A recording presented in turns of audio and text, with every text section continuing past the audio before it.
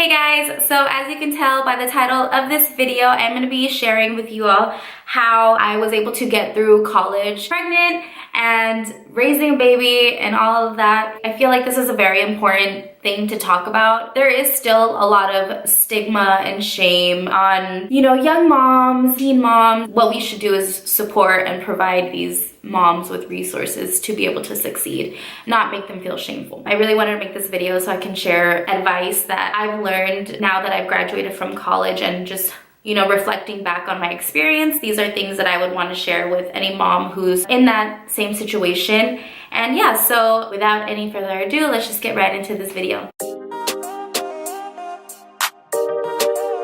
I guess I'm just gonna start with the first piece of advice that I have. So number one is forget what people think about you. And I feel like this is the hardest out of all of the tips that I'm gonna give you guys today. It's really hard in the sense that as like human beings, we just always care about what people think. We care how people are gonna perceive us. When I first found out that I was pregnant, that was pretty much the first thing that popped into my head. I was like, oh my gosh, like what are people gonna think about me? What is my family gonna think about me? I felt so ashamed and I felt so disappointed in myself. And I feel like that is so detrimental in this situation, in finding out that you're pregnant or anything like that, just because when you're pregnant, you need a lot of support. It can be very difficult to get through a pregnancy without, having your family's support, without having your partner's support, without having, all these people that mean a lot to you, without having their support. When I found out I was pregnant, like I said, that was the first thing that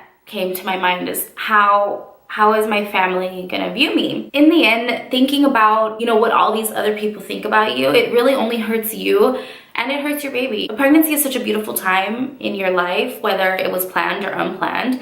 And the people who care for you, they will love you no matter what. Like they will be there for you. Even if it takes them a little bit, they will be there for you and your baby no matter what. That's my first tip. And I say this because, like I said, I cared a lot about other people's perception of me to the point where I hid my pregnancy for so long. And I'm not just talking about like to my family members or like my friends or anything. I hid my pregnancy like all throughout my spring semester of college. I did not want anybody to know I was pregnant. I didn't want my classmates to know. I didn't want my teachers to know. It can be really hard to hide such a beautiful moment in your life, and it can take like a toll on your mental health. Along with that is quit overthinking it, because like I said, it's only gonna hurt you in the long run. As I approached finishing my degree and I felt more comfortable sharing with people that I had a baby, a lot of my peers found it kind of admirable. They were like, wow, like you have a baby, you work, and you are also like finishing your degree. Like it's something that you should be proud of, because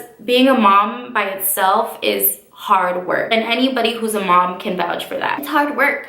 So when you throw in, working and throw in going to school, like that is something to be proud of. And I'll be honest, it feels damn good when people acknowledge your hard work, because like I said, it is hard work. And being a mom and doing all of that stuff in between, it's not easy. So this brings me to my second point. I'm sorry, I'm looking at my little notes here.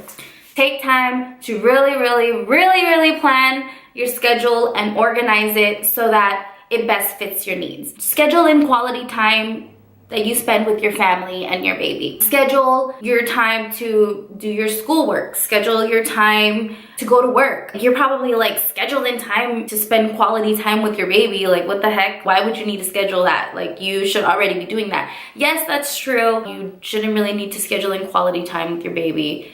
I get it. But if you're really busy and you're like, let's say for example, in my situation, I was going to school full time. Once my maternity leave ended, I was back at work part-time. I was away most of the day. In situations like that, it's so important to be able to schedule, okay, when I get off of school or when I get off of work, I'm gonna spend these next 4 hours before my baby goes to sleep to spend time with them after I've been gone the whole day. And then after my baby's asleep, that's when I'm gonna schedule 2 hours after that to do my schoolwork or whatever your schedule may be. You need some type of organization if you really wanna succeed in school. It's good for you as a mom because okay, after I'm done with this class, I have the rest of the afternoon to spend with my family or whatever. That's number two. Number three, find and use your support network. And this is so important, especially if you're a busy mom. You need to have that support system. You need to have people who you can depend on if, you know, something were to happen. Like, for example, for me, it was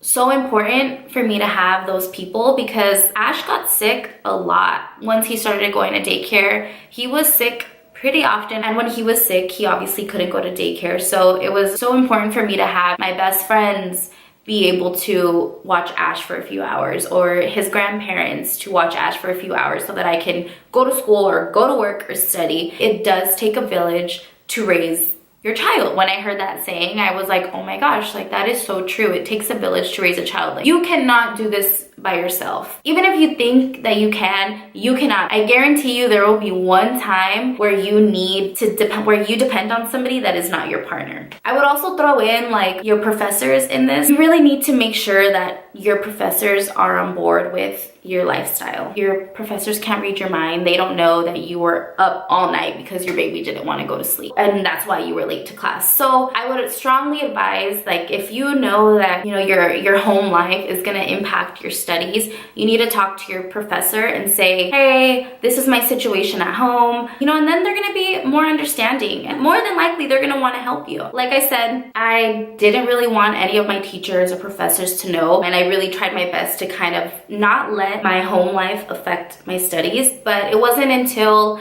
my last semester in college where I had an early 8 a.m. class. The earliest that I can take Ash to daycare was 7.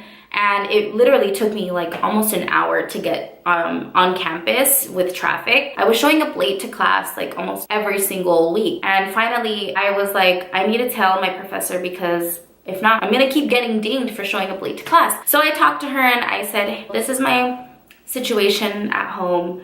I can't take my son to daycare earlier than this time. And she was like, thank you so much for telling me. You know, now I can help you. 9 times out of 10, they're gonna be understanding of your situation and want to see you succeed. Number 4, which is my final tip or piece of advice. Understand and accept that you are gonna have to make necessary and sometimes difficult sacrifices. This is the most important piece of advice that I can give any mom in this type of situation. One of the hardest things that I think about being a parent is having to leave your baby. That is one of the hardest things that is still hard for me today, but obviously it's easier because Ash is 2 now, and seeing him get excited to go to school makes me excited, even though I feel bad because I'm gonna be gone for 7-8 hours out of the day. But it's even harder when, you know, you have a baby, pretty much like a newborn. Like I didn't mention this in the beginning of the video, but I went back to school when Ash was only 2 weeks old. I was able to do that because I took night classes and I took a handful of online classes. For the times that I did have to go on campus, I would have to leave Ash for maybe, in total, probably like 4, maybe 5 hours out of the week. He would stay either with my best friend or Rudy, and it was hard. But I knew for myself that I could not take that semester off if I wanted to graduate on time. So that was a sacrifice that I had to make in order to complete my degree when I wanted. And now here I am. It is October. I graduated. No, it's not October. It's November. It's November. I graduated in May. All of the sacrifices that I made when I was pregnant, when Ash was a couple months old, they all worked out in the end. And now, you know, I'm done. So yeah, those are my 4 pieces of advice. I just really want to emphasize that it is 110% possible for you to accomplish your dreams and accomplish your goals despite having a baby unplanned. It is 110% possible. Yes, sacrifices are going to be made, but you can do it. I'm really passionate about talking about this because I feel like I had a lot of negative vibes and I had a lot of people think that I wasn't going to be able to do it. I will tell you this, it feels so good proving all those people wrong. So that's it for this video. I really hope you guys enjoyed it. Let me know in the comments below if you have any other questions. Let me know if you guys want to hear my birth story. I would love to share that with you guys as well and kind of go more into detail about my whole like pregnancy and things like that. But yeah, give this video a thumbs up if you actually want to see that video, my birth story. Please hit that subscribe button down below so that you can stay up to date with any new videos that we post here. And yeah, thank you guys so much for watching, and I will see you guys in my next video.